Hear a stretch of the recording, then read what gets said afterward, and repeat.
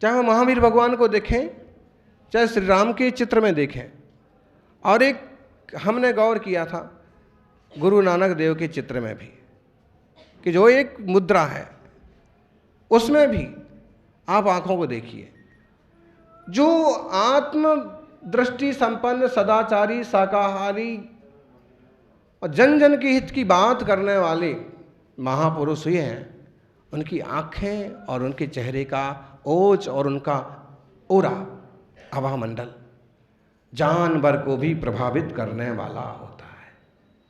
और हम भगवान के चरणों में बार बार इसलिए आते हैं ताकि एक बार उनकी मुद्रा देख के थोड़ी देर तो ऐसे बैठ सकें।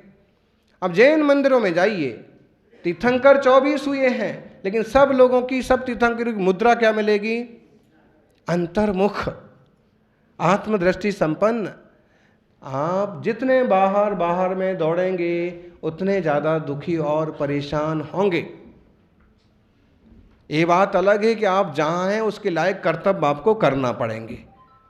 आप माँ बाप हैं तो आपको उस लायक कर्तव्य करना, आपके माता पिता हैं आपको उनके योग कर्तव्य करना पड़ेंगे, आजीविका के साधन जुटाना पड़ेंगे। वो सारी चीज़ें अपनी जगह पर सही हैं, लेकिन अगर आप विवेकी हैं तो उसमें भी इस ढंग से सेटलमेंट करके रखेंगे बहुत ज़्यादा उलझने पैदा ना हो। एक ऑफिस है, एक दुकान है, ठीक से काम चल रहा है, परिवार चल रहा है, समृद्धि और शांति बनी हुई है, और ज़्यादा उलझने के, 2 नंबर के, रिश्वतखोरी के, भ्रष्टाचार के काम नहीं करना कि जिससे अलग से खोपड़ी पर बाजी बजे, अलग से टेंशन बना रहे कि कहीं ये कागज़ पकड़ में आएगा तो क्या होगा, कभी किसी ने देख लिया तो क्या होगा। तो उस टाइप की चीज़ें से तो बच ही जाते हैं ना। कैसे?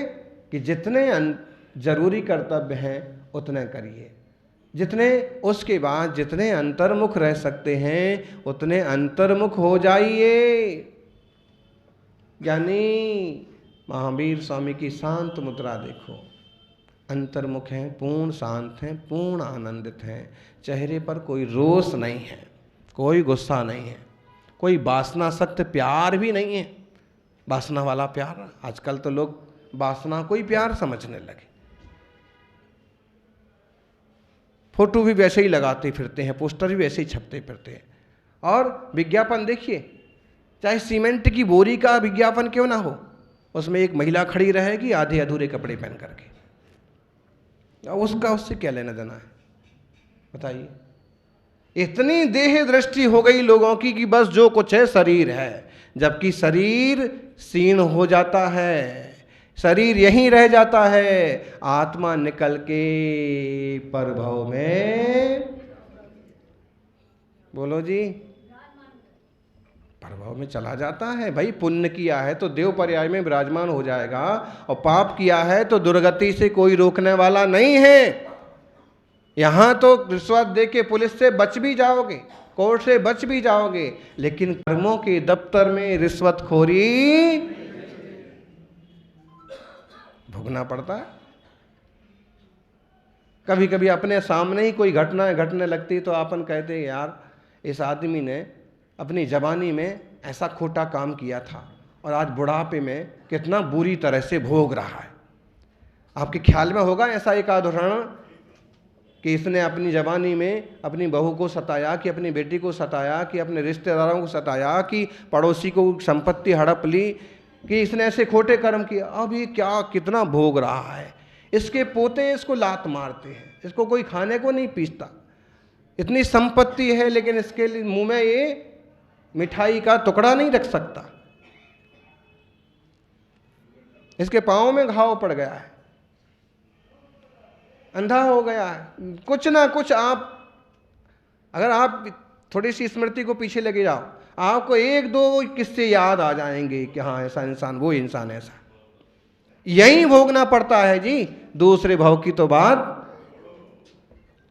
कोई अगर दूसरे भाव पर विश्वास न करे, हम तो परभाव पर विश्वास करते हैं, मुनि हैं, और दिगंबर अवस्था इसलिए धारण की है ताकि सारे विकार और कर्मों को नष्ट करके उस परम विशुद्ध अवस्था को पाएं जिसे परमात्मा ने पाया है। सौभाग्यशाली हो। आप बताइए, आप एक हैं कि 2? हैं? आप एक हैं। और आप बताइए सरदार जी, एक हैं कि दो? एक हैं। आप एक। अगर हम आत्मा की दृष्टि से विचार करें, मैं तो एक चैतन्य आत्मा हूं, लेकिन अगर हम पर्याय की दृष्टि से विचार करके और देह को गिन करके साथ में और फिर एक बोल रहे हैं तो गलत है। फिर क्यों? क्योंकि एक मानने वाली तो सारी दुनिया है, वो देह और आत्मा को एक मान के बैठे हैं। ठीक है? लेकिन जब तत्व ज्ञान वाला भी कहता है, जैसे हम कहेंगे अहम एक को खलु शुद्धो, आपने जो बात कही तीनों नजों ने प्रधान जी, एक समय सार की गाथा है और सही बात कही। अहम एक को खलु शुद्धो, इसमें दृष्टि क्या है जी? मैं एक हूं और शुद्धात्मा हूं, ज्ञान दर्शन स्वभाव वाला हूं। ठीक है? लेकिन अगर हम देह को साथ में गिन करके बोल रहे हैं तो गलत हो गया फिर, क्योंकि जानने वाला तत्व जो है वह मैं एक हूं, लेकिन ये जो मैं बदल रहा हूं है। आप जब छोटे थे 5 साल के 6 साल के, तब से ही आपकी मूछें इतनी बड़ी बड़ी हैं? अभी हुई हैं, बराबर। और बोले कि जब महाराज मैं 20 साल का तब आप मेरी मूछें देखते, और जब मैं 25-30 साल का था मेरी दाढ़ी मूछ देखते। परिणमन हो रहा है। किसका परिणमन हो रहा है? बॉडी का, शरीर का। जैसे जैसे आयु बढ़ती जाती है नाम कर्म बदलता जाता है, और फिर शरीर उठता जाता है, फिर एक वक्त आता है ढलता जाता है, बराबर। अच्छा, ये सब होने के बाद में वो जो जानने वाला है वो वही रहता है। कई बार ऐसा हो सकता है कि आप ही, वो क्या होता है फोटो जिसमें अपन लगाते हैं, एटम बम, एल्बम, तो जो एल्बम होता है, कई बार ऐसा होता है कि बहुत ज़्यादा पुराना हो तो हम अपना ही फोटो नहीं पहचान पाते। फिर मम्मी कहती है बेटा ये तू है, दादी कहती है तू है, पहले ऐसा था। मतलब है हमारा ही फोटो हम नहीं पहचान पाते। इसी बॉडी का है। अब ये किस्सा बन गया, वो बन जाते हैं कि अमुक व्यक्ति फरार हो गए। अब पुलिस खोज कर रही है। अब खोज करना है तो शायद इसने हुलिया बदल लिया होगा, इसलिए एक दाढ़ी वाला फोटो, एक बिना दाढ़ी वाला, एक मूछ वाला, एक बिना मूछ वाला। माने जिसने हुलिया बदला है उसे भरोसा है कि अगर मैं मूछें निकाल दूंगा तो लोग मुझे नहीं पहचान पाएंगे। और मूछें निकाली हैं उसने, इसलिए उसे पता है कि मैंने मूछें निकाली हैं। और अगर उसे पता ना हो ना तो भी खुद को नहीं पहचान पाएगा कि मूछ वाला और बिना मूछ वाला मैं वही हूँ क्या। मतलब है कि ये बॉडी, इतने परिणमन होने के बाद भी जानने वाले आप वही के वही हैं। आप बता सकते हैं कि 5 साल में मेरे दादा मेरे को मंदिर लेके आते थे। मैं जब 10 साल का था तब मेरे पापा शिखर जी लेके गए थे। आपका ज्ञान स्वभाव वाला आत्मा वह का वही है। चेतना परिणमित होते हुए भी ज्ञान स्वभाव को नहीं छोड़ी, और देह परिणमित होते हुए 1 फुट से लेकर के 6 फुट तक की हो गई। इसमें तो ढेर परिणमन हो गए, लेकिन ज्ञान में ज्ञान रूप से ही परिणमन हुआ। आपको तब की स्मृति आज तक है। जो ये तत्व है ना, ये ज्ञान तत्व, मैं आत्मा हूँ, और ये बॉडी, ये 2 देह है, ये मैं नहीं हूँ। तो क्या कभी कोई पूछे तो एक बोलो तो बताना फिर कि समय सार के हिसाब से पूछ रहे हो तो एक हूँ। तो जो चीज़ें हैं, जो मकान है, जो ज़मीन जायदाद है, मैं उसके पीछे अपने दिमाग को इतना खराब क्यों करूं? इतना क्लेश कर लेते हैं कभी लोग, इतना क्लेश कर लेते हैं। जरा सा अपमान हो गया तो मेरा अपमान कर दिया, मेरा अपमान कर दिया, अब मैं इसे मजा चखाऊंगा। गाली दे दी इसने, जिस जबान से मुझे गाली दी है मैं वो जबान खींच दूंगा। जिस हाथ से इसने मारा है मैं उसका हाथ काट डालूंगा। लोग इतनी सारी कल्पनाएं करते हैं ना। कर क्या रहे हो? तुम्हें मार कौन सकता है? तुम्हें गाली कौन दे सकता है? आध्यात्मिक दृष्टि पर आएं जरा, और दुनिया को इस आध्यात्मिक दृष्टि से परिचित कराएं। ढेरों समस्याएं खत्म हो जाएंगी। यन्मया दृश्यते रूपम तन्न जानाति सर्वथा, जानन्न दृश्यते रूपम तथा केन, माताओं समझ में आ रहा है? तथा केन ब्रवीम्यहम्, यन्मया दृश्यते रूपम, जो मुझे आंखों से दिखता है रूप, वह रूप कुछ भी जानता नहीं है। ये जो रूप है ना, ये बॉडी है ना, ये नहीं जानती है कुछ भी। ये तो आपके प्रैक्टिकली हो गया आजकल कि किसी को जर्रा सा ठोकर लगती है और बेहोशी में चला जाता है। बोले महाराज वो कोमा में चले गए हैं, और क्या क्या बोलते हैं, और क्या नाम आ गए इसके, वेंटिलेटर पर चले गए हैं, और इतने दिन से होश में नहीं है।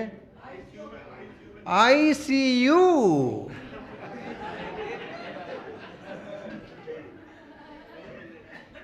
आईसीयू मतलब मैं आपको देख लूँगा, और जिंदगी भर या जिंदगी में जो जितना ज़्यादा आईसीयू करते हैं उतने जल्दी आईसीयू में।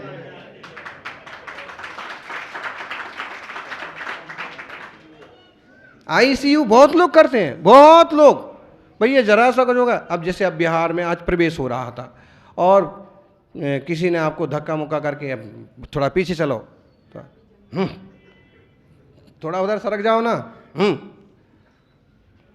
फिर अभी तो मैं कुछ नहीं करूँ, देख लूँगा। इसी को तो इंग्लिश में क्या बोलते हैं, आई। और जो ज़्यादा आईसीयू आईसीयू आईसीयू को याद करते हैं, आईसीयू कहता है कि आजा, बहुत याद कर रहा है ना, बहुत बोल रहा है। इसलिए ज्ञानी कभी आईसीयू नहीं करना, नहीं कहना। क्या है इतनी बड़ी व्यवस्थाओं में ऊंचा नीचा। आज दादाजी साथ में चल रहे थे और एक युवक ने कहा दादाजी इधर चलिए, दादाजी हटिए।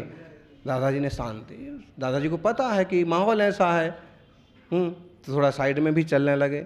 अब इस पर आ जाए कि तुम्हें मालूम नहीं है मैं यहाँ का प्रधान हूँ, मैं यहाँ का मंत्री हूँ, और हम प्रधान और मंत्री मिल जाएं तो प्रधानमंत्री की कुर्सी भी। अरे नहीं, वहाँ पता है कि माहौल ऐसा है, इतने सारे लोग हैं, थोड़ा बहुत ऊंचा नीचा होगा, थोड़ी बहुत ऊंची नीची बात होगी, और कोई बोल भी रहा है वो जानबूझ के थोड़ी वैसे कर रहा है, उसको सुन लो और उसको स्वीकार करने लायक है स्वीकार कर लो, हट जाओ एक मिनट के लिए। लेकिन क्या करें, एक कैमरा ऐसी चीज है।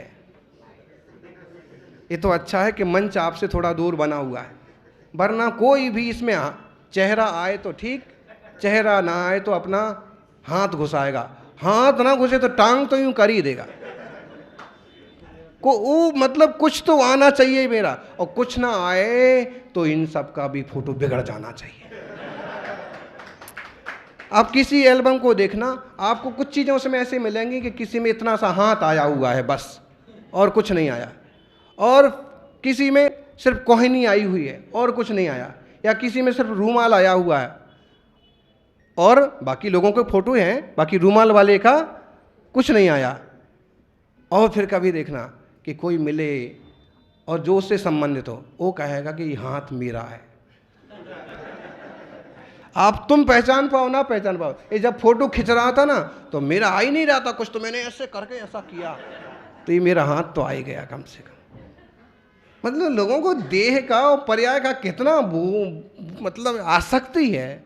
मुनियों से सीखो, कपड़े तो छोड़ ही दिए, देह को भी अपना नहीं मानते हैं। तपस्वी सम्राट शरीर से ऐसा तप करते थे कि देवता भी घबरा जाएं। 48 घंटे में एक बार छाछ पानी, बस एक बार मट्ठा पानी और कुछ नहीं। 8 दिन के उपवास के बाद सिर्फ एक बार छाछ और पानी और कुछ नहीं 8 दिन तक। और वो तप करते थे, वो ध्यान में रहते थे कि उनके वचन किसी के लिए निकल गए तो लोगों के जीवन बदल जाते थे। तो दिगंबर मुनि तो देह से भिन्न आत्मा की साधना करने वाले जीव हैं।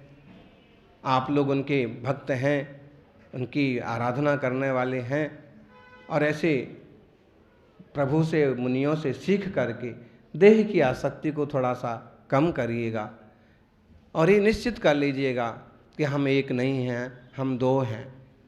लोग उल्टी बात करते हैं, जिससे बहुत प्यार हो ना, जैसे छोरा छोरी, जब शुरुआत होती है और दो चार मतलब उनकी बहुत ज़्यादा साठ गांठ हो जाती है तो क्या कहते हैं, दो शरीर एक जान है हम तो। पापा समझाएं, पापा हम मर सकते हैं लेकिन हम अलग नहीं हो सकते। अरे तुम लोग जुड़े कब से थे? ये ऐसी बेवकूफ़ी की बात है। एक साथ पैदा हुए थे क्या? अरे जुड़वा भी पैदा हुए थे तो बहन की शादी कहीं होती है और भाई की, ये हाल है। हम तो दो शरीर, ऐसा हो ही नहीं सकता, बिल्कुल सिद्धांत के विरुद्ध बात है। ये जरूर हो सकता है, दो शरीर एक जान नहीं हो सकते। वो देवता विक्रिया करते वो बात अलग है, लेकिन रियल में दो शरीर और एक जान नहीं हो सकती। ये हो सकता है कि एक शरीर हो और अनंत जाने हो। इस शरीर में आप देखिएगा, कभी कभी शक्कर ज़्यादा खा रखी है आपने तो मल द्वार से भी सफ़ेद सफ़ेद कीड़े निकलते हैं। क्या बोलते हैं उसको? बैक्टीरिया क्यों बोलते हो? चुनू ना बोलो ना। और छोटे छोटे कृमि। तो इस एक शरीर में कितनी जानें हैं विचार करो। खून में, खून की एक बूंद में अगर एनालिसिस करें, उसको ठीक से खोज करें तो एक खून की बूंद में ढेरों जीव राशि, जिसमें हमारा क्या है? हम तो जबरदस्ती कब्जा करके बैठे, बाड़े का है। हाँ जी बोलने का, हाँ जी, है ना। तो जब हम इस पर विचार करते हैं ना तो एक तरह का संतोष, एक तरह की निर्मलता पैदा होती है। ये जैनी श्रावक या ये ज्ञानी मुनि बेवकूफ़ नहीं है। इनको तत्व ज्ञान से, मुनि की वाणी से, दत्त चर्चा से जीवन में एक तरह का परिवर्तन आता है कि अगर कुछ ऊंचा नीचा हो जाए तो बहुत जल्दी घबराइए मत, बहुत ज़्यादा विचलित होइए मत। शरीर का रंग बदल गया, बालों का रंग बदल गया, बदलता है, पुद्गल का स्वभाव है, लेकिन मेरा जानन स्वभाव खत्म नहीं हुआ। पर्याय तो इतनी बदल जाएगी कि इंसान भी पुण्य करे तो देवता बन जाए और पाप करे तो जानवर बन जाए, एकेंद्रीय बन जाए। उसका तो क्या है बताइए, उसका क्या इलाज है? इसका इलाज यही है, तत्व को जान लिया जाए और सन्मार्ग पर चल दिया जाए। एक ज्ञायक स्वभाव को ध्यान में लें, देह और परिवार के योग कर्म करते हुए भी अंतर्मुख दृष्टि लाने की कोशिश करें। यही मंगल भावना। जय बोलिए महावीर भगवान की।